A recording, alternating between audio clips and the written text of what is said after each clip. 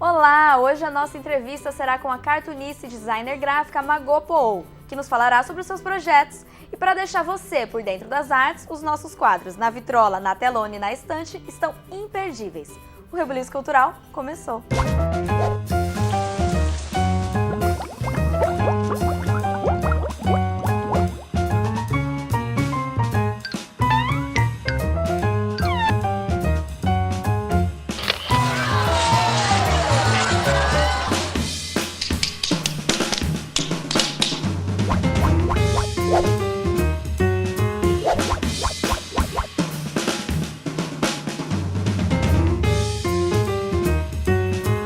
Olá, Margot, seja muito bem-vinda ao Rebuliço Cultural.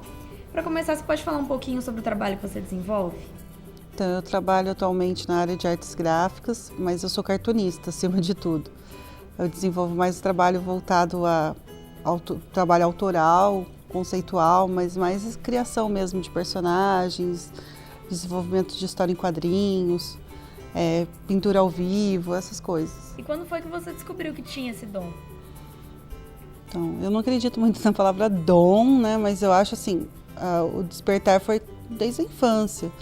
Quando os meus pais desenhavam, todo mundo gostava de ver, ficava, mostra para um, mostra para outro. E aí eu tinha o meu pai que tem uma veia artística, né, forte, escrevia poesia, desenhava um pouquinho. O meu irmão já desenhava bem mais, fazia história em quadrinhos e foi com ele que eu tive contato com revistas assim mais adultas, porque eu sempre li gibi da Turma da Mônica, que é a minha base, assim, eu esperava as férias para ter um manacão de férias da Turma da Mônica para poder ler. Era uma sensação maravilhosa. Aí um pouquinho, quando eu tinha uns 8, 9 anos talvez, eu tive contato com a Chiclete com Banana, que eram revistas assim, sensacionais, tinham outros temas, eram personagens muito mais, sabe, até sacanas, assim. Eu gostava daquela ideia de que eles erravam, politicamente incorreto, e os anos 80 tinha muito isso, né? Foram anos lindos assim para a arte, e esses quadrinhos são, né, desse período, essas histórias em quadrinhos de Chiclete com Banana, Animal, a Circo, todas essas revistas surgiram nessa época. Aí quando eu vi essas revistas, eu falei, pô, eu quero ser cartunista. E foi aí que eu comecei a pensar no assunto. E você já fez algum curso de desenho? Não. Olha, de desenho específico, não. Eu sempre fiz outros cursos, assim, que eram referente a desenho, mas nunca para aprender a desenhar, porque eu achava, como eu sou cartunista e é uma coisa que eu prezo muito, eu sempre quis manter o meu traço. E eu tinha medo de fazer um curso assim de desenho artístico, por exemplo, e aprender a desenhar certo. E eu acho que o dia que eu aprender a desenhar certo, eu nunca mais vou conseguir desenhar errado. Você pode perder a sua identidade. Né? E o que hoje em dia, eu acho que até uma herança da arte contemporânea é essa coisa da estética. A estética não é tão mais importante agora, as coisas não precisam ser exatamente, ter a distância correta, que nem o homem do Leonardo da Vinci, que tem toda aquela anatomia perfeita. Hoje em dia a estética ela é totalmente discutida, assim, ela não tem uma regra, mas eu acho que o que manda muito, principalmente em quadrinho, na área que eu gosto, que é cartoon e tal, é o conceito, é o que quão construído, né, quão bem construído é esse personagem, que é muito mais na parte de literatura do que na parte de estética. Então é o que eu fui mais estudar, assim. Os cursos que eu fiz foi sempre mais em relação a isso do que o desenho específico. E quando foi que você descobriu que queria isso como profissão? Eu acho que eu não descobri isso como profissão, a profissão que me descobriu, porque eu sempre fiz, né? A questão hoje com a internet só não produz quem não quer, assim. Então eu sempre produzi. E eu produzo até hoje, mesmo se você fala assim, mas você ganha para fazer isso? Não, a maior parte do que eu faço eu não recebo, eu faço pelo prazer de fazer, pela necessidade de fazer. E aí quando eu descobri que eu poderia ganhar dinheiro com isso, foi quando eu recebi um convite, né, da MTV, em 2008, que eu estava fazendo um freela para eles na área de produção, de websérie, uma coisa que não tinha nada a ver com desenho. Só que eles sabiam que desenhava, e aí na época o produtor teve uma ideia, falou assim, e se a gente fizesse semanalmente uma charge sobre música, o que você acha? Eu topei na hora, primeiro que eu amo música, segundo que era uma super oportunidade de começar, né? E aí foi quando eu comecei, fiquei um período lá fazendo só charges semanais para o portal. E foi uma experiência ótima, assim. E deu bastante visibilidade para você também, né? Como Deu. portfólio. Sim, nossa, com certeza. Até hoje, eu acho que é uma das coisas mais relevantes, assim, que as pessoas consideram, embora eu tenha feito coisas que eu acredito ser mais relevante, pelo fato de ser mídia, uma mídia grande, né, de ter um público-alvo, né, o público da MTV era um público que super consome quadrinhos. Sim. Então, teve uma visibilidade muito legal, um retorno super bacana para mim. E você que falou que gosta bastante de música, quando você está produzindo alguma coisa, você gosta de ouvir algo que te inspire? Sempre. Tudo que eu faço é com trilha sonora. É muito difícil eu estar no silêncio. Acho que o silêncio me incomoda muito, assim. Ambientes silenciosos me deixam um pouco frustrada. Eu gosto varia o humor, varia o que eu tem época que eu estou numa fase de um artista específico, ou um estilo de música, mas tudo, tanto que a última exposição que eu fiz, todos os quadros tinham eu fiz isso ouvindo tal coisa, para a pessoa meio que entrar no clima e entender da onde que veio aquele trabalho. Bom, como a gente está falando de música, vamos conferir o nosso quadro na Vitrola, trazendo um pouquinho de música para o programa.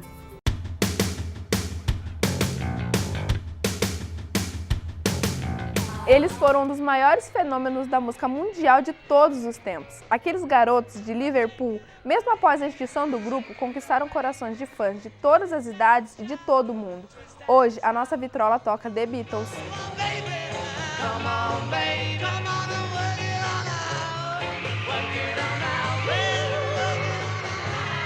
Tudo começou em 57, quando John Lennon teve a ideia de montar uma banda com amigos do colégio chamada The Quarrymen. E no mesmo ano, Paul McCartney foi convidado a fazer parte da banda. Logo depois foi a vez de George Harrison juntar-se ao grupo. E em 1960, a banda muda o nome para The Beatles. Em 61, realizam sua primeira apresentação no The Cave Club. Por lá, eles tocaram até serem descobertos pelo empresário do grupo. Em 62, foi a vez de Ringo Starr se juntar aos meninos, que logo em seguida gravaram seu primeiro compacto com o sucesso Love Me Do, de autoria de John Lennon e Paul McCartney. E no mesmo mês, o hit alcançou o primeiro lugar na lista de 20 melhores da revista Mesley Beat. E em dezembro do mesmo ano, entrou para a lista de 20 compactos mais vendidos da revista Billboard. No começo de 63, lançaram o sucesso Please Please Me, que na mesma semana alcançou o primeiro lugar nas paradas britânicas. E em setembro, gravaram o compacto She Loves You, que vendeu 750 mil cópias e alcançou o primeiro lugar na lista da Melody Maker. E em dezembro, I Wanna Hold Your Hand alcançou o primeiro lugar na Billboard e os críticos musicais de London Times, proclamando Lennon e McCartney como os melhores compositores do ano. Em 64, a banda fez sua primeira apresentação em Nova York, no programa Ed Sullivan Show. 3 milhões de pessoas estavam ligadas nas TVs de todo o país. O sucesso foi tanto que a polícia de Nova York registrou que naquela noite de domingo, durante a apresentação, não houve um crime sequer reportado no país. Foram só 5 canções e foi o bastante para os Estados Unidos se renderem aos Beatles. Em agosto de 64, após uma turnê mundial, o grupo lançou o filme A Hard Day's Night. O filme contou de forma divertida que a vida dos Beatles não era um mar de rosas.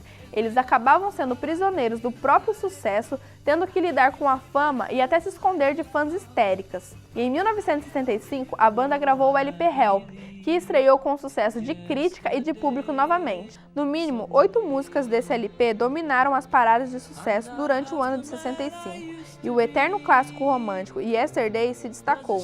No mesmo ano, outro grande LP explodiu.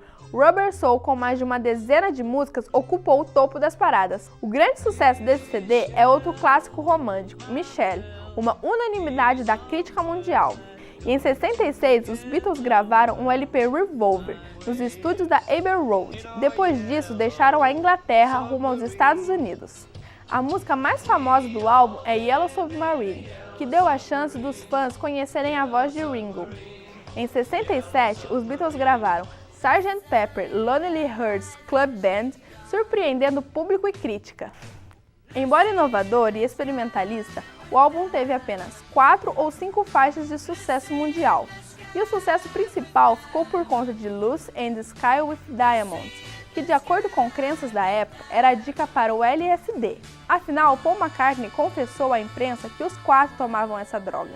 Entre suas obras, o White Album de 68 pode ser considerado o momento mais alto, a maturidade do grupo e, ao mesmo tempo, o prenúncio do fim. No álbum estão concentradas melodias como Julia, composta por Lennon em homenagem à sua mãe e gravada apenas por ele, e também a balada Blackbird de McCartney. O disco que estará para sempre associado ao encerramento das atividades dos Beatles é Let It Be, de 1970. Para os fãs, o disco apresenta um clima mais denso e triste, mostrando a insatisfação dos integrantes com o rumo que o grupo tomou.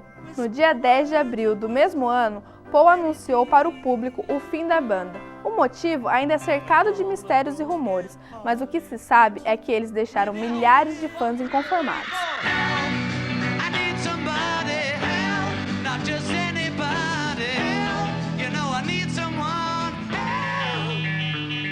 O Na Vitrola fica por aqui, até a próxima!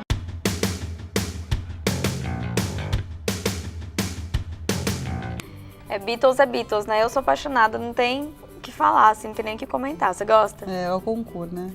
É uma banda que faz parte também da minha trilha sonora e sempre tá lá, eu adoro.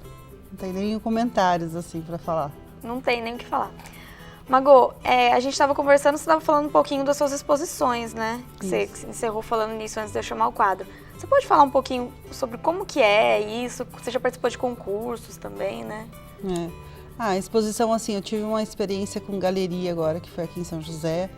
Uma galeria chamada Helena Calil, que é uma galeria da Fundação Cassiano Ricardo. Foi um convite que eu recebi, foi uma experiência muito bacana, diferente, assim, porque é outro padrão, né, de você entrar numa galeria. Eu já tinha feito exposição em lugares mais informais.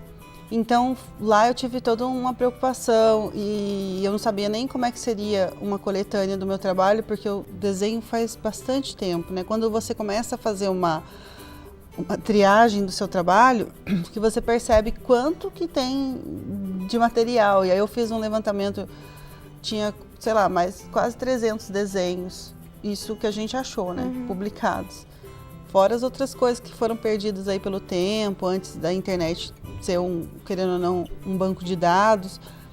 E aí a gente fez uma triagem, aí eu cheguei num número lá, que eu nem lembro quantos que foram, mas foi bastante coisa. Para a exposição Eu Poderia Estar Roubando, que foi uma coletânea do meu trabalho, assim, para as pessoas conhecerem. Quase ninguém sabe que tem cartunista aqui em São José, que tem muitos bons cartunistas aqui. Tem gente muito talentosa trabalhando aqui e eu conheço alguns.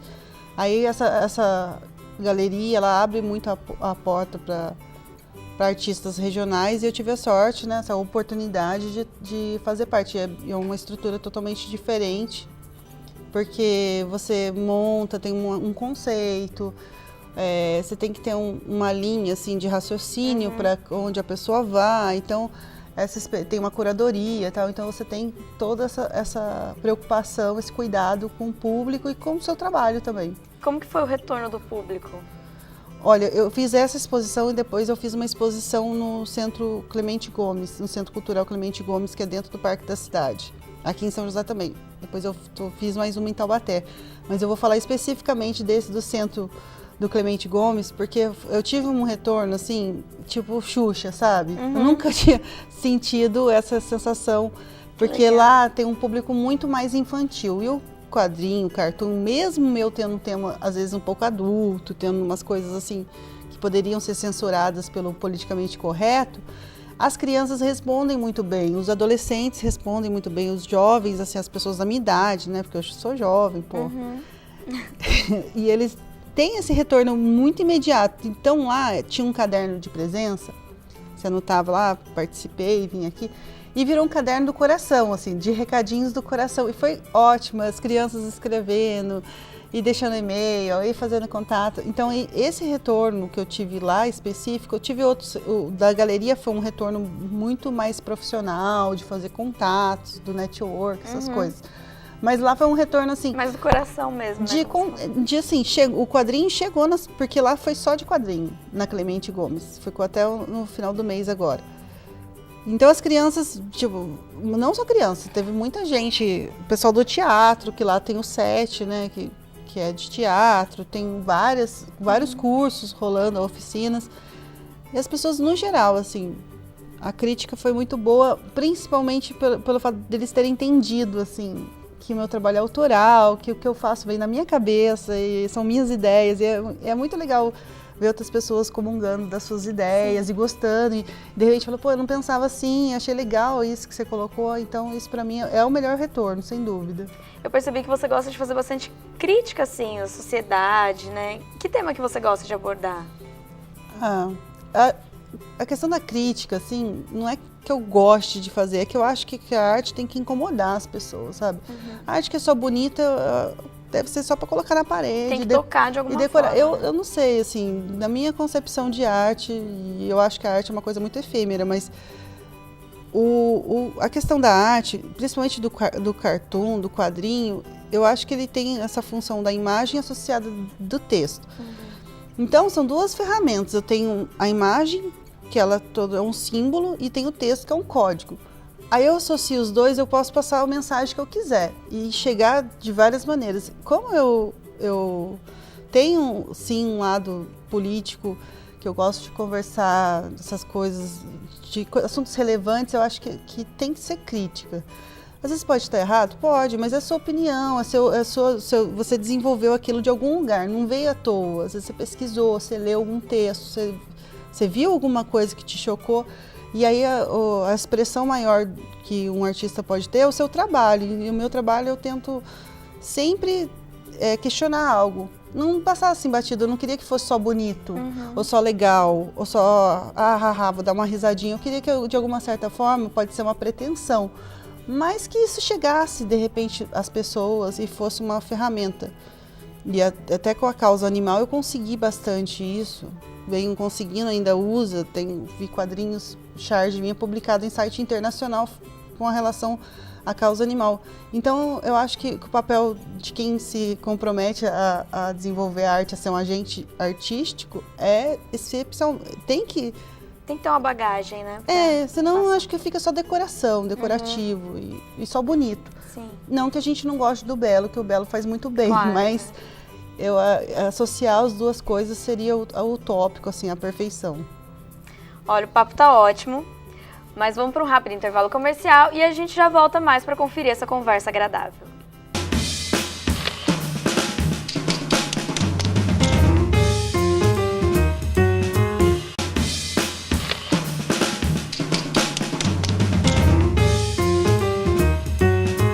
Voltamos com o Rebuliço Cultural, hoje entrevistando a cartunista Margot Paul. Mas antes, vamos ver o filme que vai passar na nossa telona de hoje.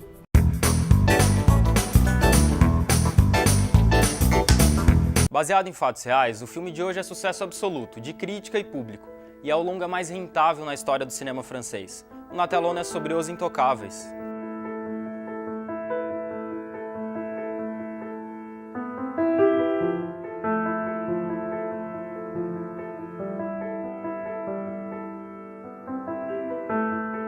Os Intocáveis conta a história de Philip, um tetraplégico milionário que precisa contratar um assistente para o ajudar no dia a dia.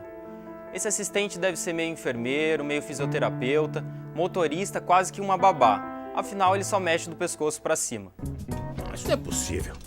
Isso aqui tá pelando, você não sente nada. Mas o que é isso que você tá fazendo? Mas ao invés dele contratar um enfermeiro formado ou um cuidador com experiência, ele contrata Driss, um jovem problemático que acabou de cumprir pena na prisão. Um cara que não tem o menor conhecimento em cuidar de pessoas. É que pra mim só tinha shampoo e sabonete, né? Isso aqui é muita coisa. Aos poucos, Driss aprende a função, apesar de cometer várias gafas. Opa! Empolgado, hein? Com o tempo, Philip gosta cada vez mais de Driss, já que ele não o trata como um pobre coitado. Por isso, a amizade dos dois cresce cada vez mais.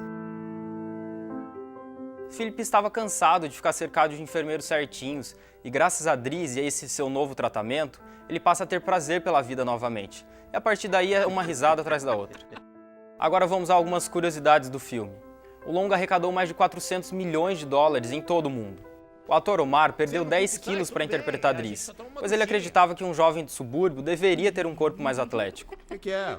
O longa francês Intocáveis fez tanto sucesso que vai ganhar uma versão norte-americana. O Na Telona fica por aqui. Um bom filme para vocês e até a próxima!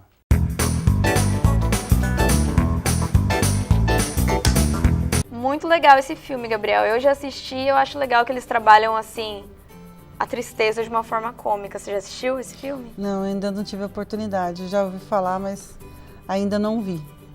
Olha, a gente encerrou o primeiro bloco, você estava falando sobre a causa animal, né? Você é defensora da causa animal? Como é que é isso? Você é vegetariana, né? Então, comecei em 2006, assim, eu tive um primeiro contato com a causa animal. Na verdade, desde que eu me conheço por gente, eu tenho contato com a causa animal, porque eu sempre respeitei os animais como se fossem outros seres iguais a mim, assim. Nunca tive essa coisa do especismo, de eu ser superior, cadeia alimentar, blá, blá, blá. Tem quem defenda isso e tal, mas isso é a minha opinião, né? Então eu não fico pregando isso para ninguém. Mais uma forma de eu dizer o que eu penso e de eu poder falar sobre isso era através do desenho. Eu me tornei vegetariana porque eu não concordava em consumir carne, com a indústria da carne principalmente. Eu sempre achei que as pessoas defendiam, sempre ficaram horrorizadas com a matança de golfinho, de foca lá e rodeio, e consumia churrasco normalmente, e essas coisas. Eu também era dessa galera, então eu ficava assim, não, tá muito incoerente. A gente não consegue ser 100% coerente em tudo que a gente faz, isso também é utopia. Mas a gente tenta, né? Eu nunca quis ser exemplo nem espelho para ninguém de nada.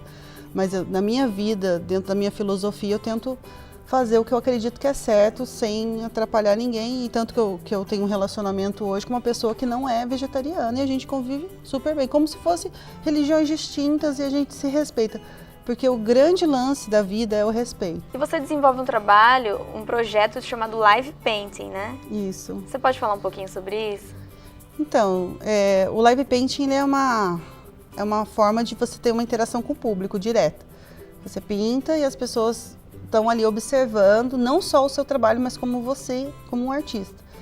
E aí eu comecei a fazer isso em 2012, eu fiz uma apresentação no Center Valley junto com a outra artista plástica, Shirley, e a gente ficou pintando durante 4 dias, com todo mundo passando, olhando, e fizemos um painel de 12 metros. Depois disso eu não parei mais, assim, porque eu gostei muito da experiência. Ela é exaustiva, assim, se chega ao final de 1 hora, por exemplo, eu me apresento muito com o Tempo Câmara, que é um grupo de músicos aqui de São José. E aí eles fazem uma improvisação musical e eu faço uma improvisação visual. Esse formato deu super certo, a gente fez várias apresentações no ano passado, esse ano talvez a gente faça algumas também. E aí no final da apresentação eu chego assim a estar em bicas, suando, porque você se doa mesmo ali. Ali sai algo e as pessoas estão vendo um quadro do branco se transformar em qualquer outra coisa. Eu acho que é um dos desafios mais difíceis que eu já fiz, assim. Quando eu vou fazer um live paint, eu fico muito ansiosa, sabe, nervosa, porque eu nunca sei o que vai acontecer. E essa coisa do não saber o que vai acontecer, né? Essa ilusão que a gente tem de programar coisas, ela é boa, porque ela te dá uma segurança. Quando você não programa nada e vai lá, vai que dá, ela te tira do centro, aí você fica numa espécie de exposição mesmo. Tira você da zona de conforto, né? E como é que é isso? Você criar, todo mundo vendo você criando, deve ser mesmo... Toda vez que eu me proponho a isso, eu faço uma preparação. A primeira vez que eu fiz, a primeira mesmo que eu fiz com a música, eu fiz uma apresentação no agosto do ano passado. Foi eu, músicos, artistas atores, atrizes, tinha dançarinos, tinha muitos poetas. Foi uma apresentação multiartística. Não tinha me preparado, não sabia o que eu ia encontrar. Eu tinha feito um live painting que era no shopping, uma coisa toda estruturada, não tinha essa coisa de todas as artes se comunicando. Foi tão intenso para mim que eu tive síndrome do pânico, eu tive ataque de pânico. Porque a gente fica aberto a tudo que está passando ali. E o artista, ele é um filtro. Então foi uma frequência tão forte, foram tantas emoções ali que eu fiquei muito abalada. Eu achei que eu não fosse conseguir terminar. E o quadro era exatamente a minha sensação. Ele começa azul, desce uma coisa azul, calminho, daqui a pouco ele fica preto. Então todo o processo ele foi materializado ali. E ficou nítido que depois disso também eu comecei a me preparar mais, a tentar me desligar um pouco do ambiente às vezes, focar na ilustração, volta para o ambiente. E é natural, assim, não programa, acontece, vai acontecendo. É algo que não dá para te descrever exatamente como que acontece, só vivendo para você ter uma noção do que é isso. A gente estava falando que você tem que ter uma bagagem, né? Tem que estar por dentro do que está acontecendo. Você também gosta de se atualizar sobre sua profissão, além dos cursos que você falou, não precisa ter uma métrica certinha, mas além desses cursos de desenho, tipo, ler sobre isso? Sim, eu leio sites, basicamente, gosto de ler livros, alguns livros específicos, não um livro muito técnico, não gosto de leitura muito técnica, só quando é necessário, tipo, quando eu fiz TCC, tinha que ler, aí eu li. Mas livro técnico é uma coisa meio broxante. Gosto mais de livro de história, assim, coisas que acrescentam, biografias eu gosto muito. Mas hoje eu posso falar para você que 80% da minha leitura é internet, assim, tem sites que eu assino, aí tem bastante texto, muito na área de jornalismo, assim, eu gosto muito de ler porque o cartoon e o jornalismo são irmãos, Sim. Né? Um praticamente ironiza o que o outro escreve. Então eu leio basicamente hoje assuntos correlacionados, mas às vezes acontece de ler coisas que eu não concordo para saber exatamente o que está acontecendo. Muitas vezes eu leio a Veja para saber o que eles estão falando, para eu poder fazer até uma charge sobre isso, mas não leio a Veja. Bom, como a gente está falando sobre isso, vamos conferir o Na Estante. Rafa, qual que é o livro de hoje? Olá pessoal, hoje vamos falar sobre um livro que encanta e emociona corações. Tiramos da estante A Culpa é das Estrelas. Escrito por John Green, autor que no começo de sua carreira quase virou padre, a história narra com humor, doçura e melancolia o romance de dois adolescentes que se conhecem em um grupo de apoio para crianças com câncer. Hazel, uma jovem de 16 anos, paciente terminal e sobrevivente graças a uma droga revolucionária que detém a metástase em seus pulmões, e Augusto, de 17 anos, ex-jogador de basquete que perdeu a perna para uma grave doença. Como Hazel, Gus é inteligente, tem ótimo senso de humor e gosta de brincar com os clichês do mundo do câncer, sendo essa a principal arma dos dois para enfrentar a doença que lentamente drena a vida das pessoas. E juntos os dois vão preenchendo um pequeno infinito das páginas em branco de suas vidas. Do lançamento do livro em 2012 até agora, foram vendidos mais de 420 mil cópias no país. E a adaptação cinematográfica do livro alcançou números incríveis na telona. Então essa é a dica de hoje, para você que gosta de romances que faz nossos corações derreterem em lágrimas. O Na Estante fica por aqui. Até mais e boa leitura!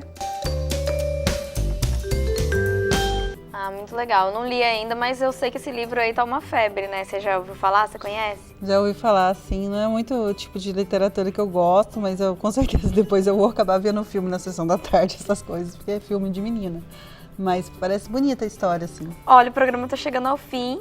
Você gostaria de deixar um contato seu, falar sobre os seus projetos agora para 2014? Então, basicamente os projetos estão todos no meu Facebook. Eu tenho um site também, que é o magopool.com.br. O Facebook é o facebook.com/magopool. Nesses 2 meses as pessoas conseguem saber bastante do que está acontecendo, da agenda, das exposições, porque tem várias coisas rolando. Aí é mais fácil acessar a internet, deixar um recadinho, curtir a página e aí fica sabendo de tudo que está acontecendo. Magô, muito obrigada pela sua participação aqui hoje. Eu adorei nossa conversa. Parabéns pelo seu talento, incrível, porque é maravilhoso mesmo. Obrigada mesmo, valeu. E obrigada a vocês também aí de casa. Semana que vem a gente tá de volta. Até mais.